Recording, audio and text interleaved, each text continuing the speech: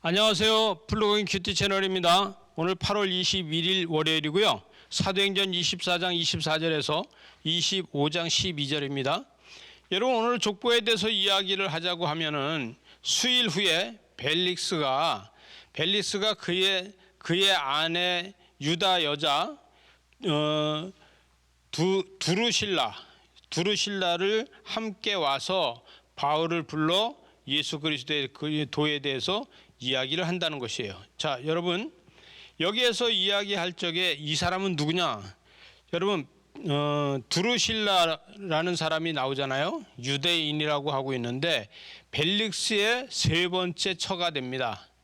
이 사람은요, 두루실라는 벨릭스의 세 번째 여자인데 이 15살에 결혼을 하게 되죠. 그래서 벨릭스하고 15살에 결혼을 하는데 이 15살 때 두루실라가 얼마나 예뻤는지, 여러분, 유대인들은 할례를 받지 않은 남자들한테 딸을 안 준다 그래가지고 이 벨릭스는 할례를 받게 됩니다. 그래서 할례를 받고 이 두루실라하고 결혼을 해서 이 결혼을 해갖고 아들을 낳는데 아그리빠를 낳게 됩니다. 그래서 이 아그리빠를 낳아서 대를 잇게 되는 이러한 인물입니다. 그래서 이 사람이 와서 이 유대인도 잘 알고 이러는데 이 아는 것에 대해서 이야기하면서 바울 보고 이야기를 하는 것이죠. 바울이 25절에 가니까 의와 절제와 장차 오실 심판을 강론하는 벨릭스를 두려워하여 대답하지 지금이 가라, 내가 너를 부른다, 이렇게 이야기합니다. 이것은 뭐냐면 심판에 대해서 이야기를 하고 있으니까 여러분, 벨릭스가 지은 죄가 많아서 양심이 두려운 거예요. 그래서 두려워서 가라 그러고 부르질 않습니다. 그런데 동시에 바울이 돈을 받을까? 여러분, 벨릭스가요 바울을 부른 거는 내가 너를 풀어줄 테니까 돈 좀 내놔라. 그래서 돈 좀 주면은 내가 너를 풀어주겠다, 이런 심정으로 불렀는데 이 바울은 와서 그런 심정이 아니라 바울이 그리스도 예수를 믿는 도에 대해서 이야기를 하면서 그 심판에 대해서 이야기를 하니까 오히려 벨릭스가 두려워서 그를 보내는 것을 보게 됩니다. 그래서 돈을 받을까 하다가 오히려 두려움에 쌓이고, 여러분, 중요한 건 뭐냐 하면은 벨릭스도 이 두려움은 있으나 회개하지 않는다는 것이죠. 여러분, 회개하지 않는 사람은요 주의 영이 나타나질 않습니다. 회개하지 않는 사람은요 주의 영이 임하질 않습니다. 그래서 회개하는 사람에게만 주의 영의 역사가 일어나는 줄 믿으시기 바랍니다. 그런데 여기 24장 1절에 가서 보니까 베스도가 부임한 지 3일 후에 가이사랴의 예루살렘으로 올라가서 대제사장을 만나고 유대인들을 만납니다. 그러면서 이 대제사장이요 이 바울에 대해서 계속 이야기를 하는데, 바울이 죄가 없어도 이 유대인들한테 환심을 사기 위해서 베스도는 이 바울을 풀어주질 않아요.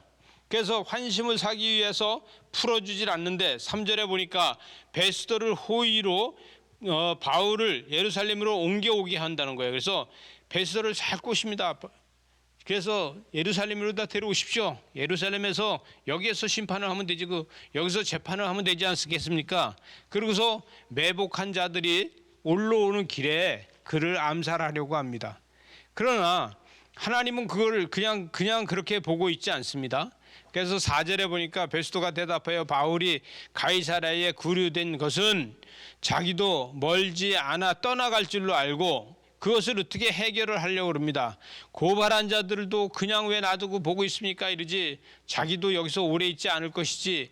그래서 6절에 보니까 베스도가 그들 가운데서 8일 혹은 10일이 지난 후 가이사랴에 내려와서 이튿날 재판 자리에 앉고 바울을 데려다가 명해서 이제 청문회를 하기 시작합니다.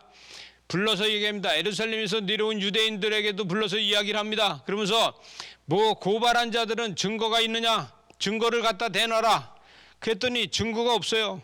고발한 증거가 없어요. 사람을 죽인 것도 아니고 아무 증거가 없습니다. 그러니까 8절에 가서 바울이 변명하여서 이르되 유대인들이 율법이나 성전이나 가이사랴에게서 내가 도무지 죄에 범하지 아니하였는데 베스도가 유대인들의 마음을 얻고자 하여서 나를 이렇게 하느냐, 그러면서 예루살렘에 올라가서 너희가 돈을 얼마나 얻어먹었느냐, 이런 뜻으로 다 이야기를 하죠. 이렇게 얘기하면 또 난리가 나니까. 그랬더니 10절에 가니까 바울이 이르되 내가 가이사의 재판 자리에 앉게 해라. 그래서 나는 여기서 부정한 재판을 하지 않고 가이사의 재판을 받겠다. 그래서 로마 황제의 재판을 받을 테니까 나는 로마 시민이니까 로마로 다 보내서 거기서 재판을 받게 하고 저 대제사장들과 유대인의 장로들도 글로 와서 나하고 재판하게 하자. 이렇게 이야기합니다. 여러분, 이렇게 하면요, 이 대제사장이나 이런 사람들은 거기까지 가서 재판할 권한도 없어요. 이들은요, 어떻게 보면은 이 소수민이잖아요. 그리고 이 유대인이잖아요. 시민권자가 아니잖아요. 근데 로마 시민권을 가지고 있는 이 바울하고 게임이 되질 않는 겁니다. 그래서 그가 이제 모든 것을 재판장 가이사 황제에게 가서 재판을 받길 바란다. 그래서 항소를 하니까 그 누구도 손을 댈 수 없습니다. 그래서 여기 11절이니까 만일 내가 불의에 행하여 무슨 죽을 죄를 지었으면 죽기를 사양하지 아니하겠다. 만일 이 사람들이 나를 고발하는 것이 다 사실이 아니면 아무도 나를 그들에게서 내줄 수 없다. 그러니 내가 가이사께 상소하노라. 그래서 가이사에게 상소를 하게 됩니다. 여러분, 가이사한테 상소를 하니까요, 이 베스도도 겁이 나는 거예요. 왜? 이런 거 하나 해결을 못하고 황제에까지 재판을 하게 하느냐, 이런 소리를 듣게 되잖아요. 여러분, 여기에 총독도 체면이 아니고 지금 이 대제사장은요, 자기의 먹고 사는 일이 없어질까 봐 체면이 아니고 바울 하나만 떳떳합니다. 죽으나 사나 나는 예수 그리스도의 복음만 전해지면 된다, 이런 것이죠. 기도하시겠습니다. 하나님 아버지, 우리가 누구도 두려워하지 않고 오직 하나님만 두려워하는 사람이 되게 하여 주시옵소서. 예수님 이름으로 기도드리옵나이다. 아멘.